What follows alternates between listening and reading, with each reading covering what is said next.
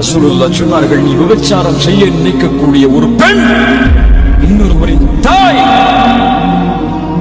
இன்னொருவரின் மனைவி, இன்னொருவரின் மகள், இன்னொருவரின் சகோதரி. இந்த பார்வையோடு பார். பெண்ணை ஒரு கண்ணியமுள்ள படைப்பாக கருது, உனக்கு சமமுள்ள படைப்பாக கருது.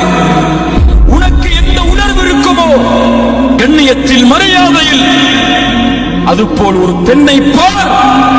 கண்ணியத்தோடு, மகிழ்வோடு, ஒரு கவர்ச்சி பொருளான பார்வையாக உன் பார்வையில் ஒரு பெண்ணை நீ பார்த்துவிட்டால் உன் ஆண்மைக்கு அது இழுக்கு. நபி யூசுப் அதை பார்க்கவில்லை. ரசூலுல்லாஹ் சொன்னார்கள், நீ விபச்சாரம் செய்ய நினைக்கக்கூடிய ஒரு பெண் இன்னொருவரின் தாய், இன்னொருவரின் மனைவி, இன்னொருவரின் மகள், இன்னொருவரின் சகோதரி.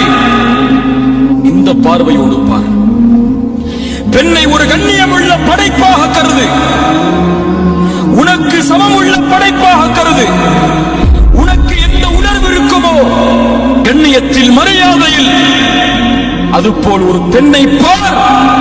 கண்ணியத்தோடு, மகிழ்வோடு, ஒரு கவர்ச்சி பொருளான பார்வையாக உன் பார்வையில் ஒரு பெண்ணை நீ பார்த்துவிட்டால் உன் ஆண்மைக்கு அது இழுக்கு.